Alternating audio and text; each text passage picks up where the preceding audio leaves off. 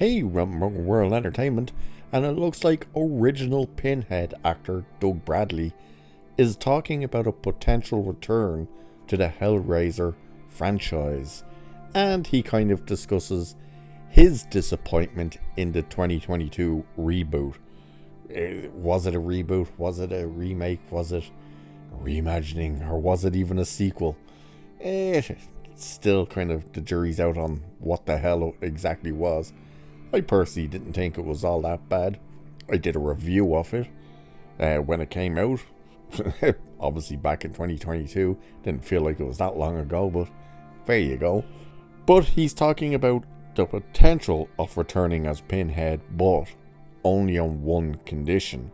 So we'll have a look at this little article here where he speaks about returning as Pinhead, which of course was never actually called Pinhead. He was the Hell Priest. For anyone that doesn't really know that, Clive Baker hates that the Hell Priest became known as Pinhead.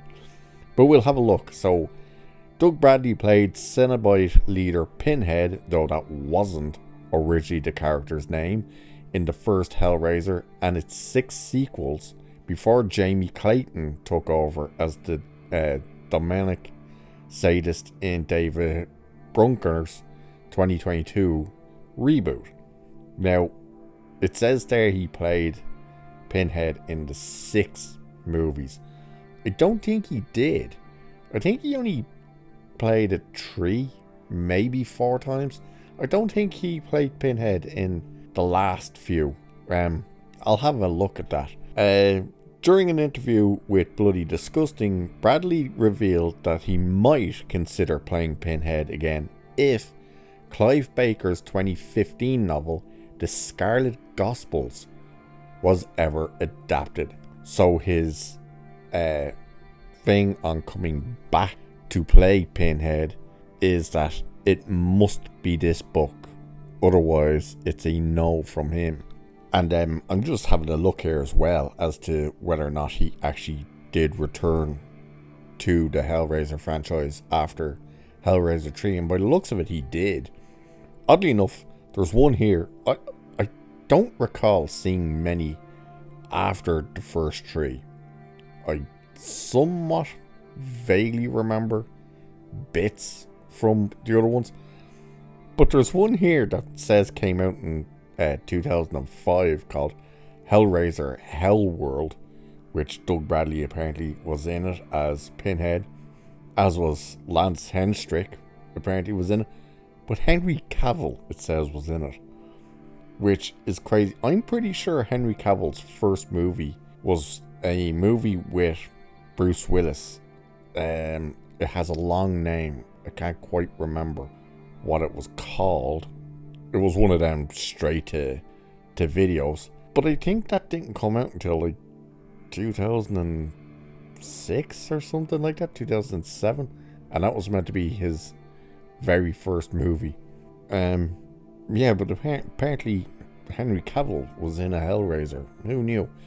But Doug Bradley discusses the Scarlet Gospels, and this is what he says about it, and the reason why he wants that book to be the one to be used if he was to return. So he says this: if we did that, we could maybe present an older Pinhead to be aware of the fact that I am the age I am.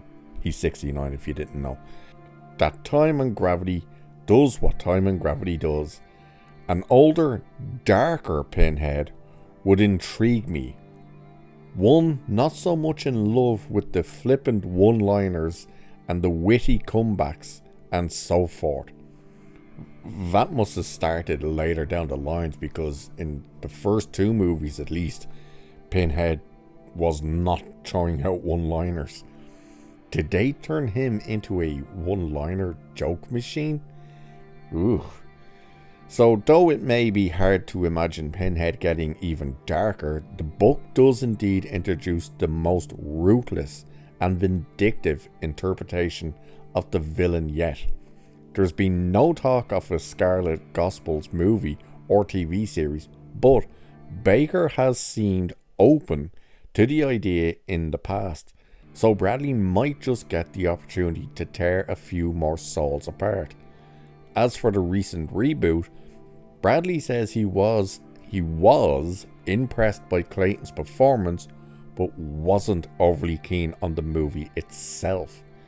And this is what he says about the new Hellraiser. So he says, Jamie is very slight.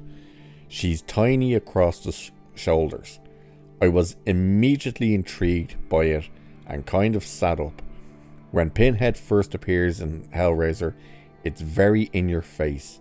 In spite of the fact that I'm wearing a skirt, it's very macho. It's very masculine. It's, here we are. We're Cenobites. We do this. We do that. Freck with us, or frick with us. I think he's meant to say the F word. So F with us, and we'll tear your soul apart. It's very clear. Jamie looked rather doll-like. A little bit childlike, he continued. And I remembered Clive's original description of the Pinhead Cenobite from the Hellbound Heart. It, gender unclear, had a light and breathy voice like that of an excited girl. And that was what I wanted to hear. We didn't get that. We got a voice that was rather close to the original Pinhead voice. I wanted something that matched the image. Something quite delicate. A little bit playful, but still with the threat riding through it. She wasn't really asked to do very much. There were some wonderful shots. There's the distance shot where she's standing on water outside the house. Beautiful, beautiful shot. But I felt she wasn't asked to be terribly productive thereafter. He's right about that shot. That is my favourite shot as well from that movie. It looked great. In regards to what he's saying there about she wasn't really given much to do, I kind of get what he's talking about. At the same time, she was more kind of towards the end of the movie. In saying that, Pinhead himself, Doug Bradley's Pinhead, he wasn't very much in the first Hellraiser either. It focused more on Frank rather than him. And then also finishes the article here saying the movie was fairly well received by critics, but fans were less impressed, and a sequel has yet to be announced. I don't remember what the fans' reactions were to this movie. I know a lot of them were kind of on edge about the idea of a woman playing the Cenobite Pinhead. The thing with Jamie Clayton is a trans actress. She was born male, transitioned many moons ago to be now Jamie Clayton, the woman that we know. But as you hear there, what the Hellbound Heart, the original book described, the Hell Priest as was genderless. That was the thing about Pinhead and pretty much all the Cenobites. Yeah, we watch the movies and we can see there's gender. You know, clearly Doug Bradley was male, very evident. One of the Cenobites was very clearly female, all that stuff. But in the actual books, they have no gender because they are demons from hell, basically, you know. And I think people kind of play too much on the idea, oh, they're pushing the whole woke thing and, oh, it's a trans person. Oh no, what's it going to mean? That only becomes a real issue if that is all they do to promote the movie and all they talk about. You know, what's it like being Pinhead? Oh, well, you know, a woman getting to be Pinhead. Oh, trans can't be. Those conversations never came up. I didn't even know that Jamie Clayton was trans until the movie released. That is when I found out that she was trans. I was like, oh, alright. But like, that plays no part in the film or anything. They're not looking at Pinhead in the movie and going like, what's your pronouns and stuff like that. It's very much a Cenobite, you know, doing what a Cenobite's meant to do. the idea that he wants to do a very darker version of Pinhead, that would be cool to see on screen.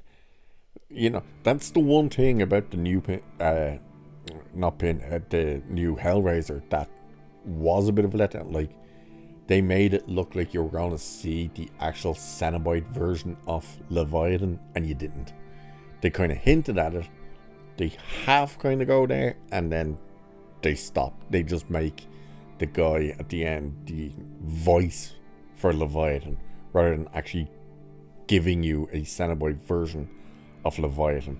But he's interested in returning, clearly, and obviously he's trying to make people aware that if they were to do it, like, obviously when I say people, the studios and directors and stuff, that if they were to do it, they would have to come up with an idea of explaining why is Pinhead older, you know, because he'd obviously be in his 70s by the time to do it. If they were to do it, though, it would probably go straight to streaming, very much like the new one did. I don't know how you would put it back out on the big screen. And I believe Clive Baker's people and stuff are still trying to work on getting a Hellraiser series done, which there's been really no news on that for quite a while now, so we'll have to wait and see what happens. What do you think, though? Would you be interested in seeing the original Pinhead return as a darker version of that character in the adaptation of the Scarlet Gospels? Let us know in the comments. And with that, I'll leave it there for this one. So cheers, and I'll catch you in the next one.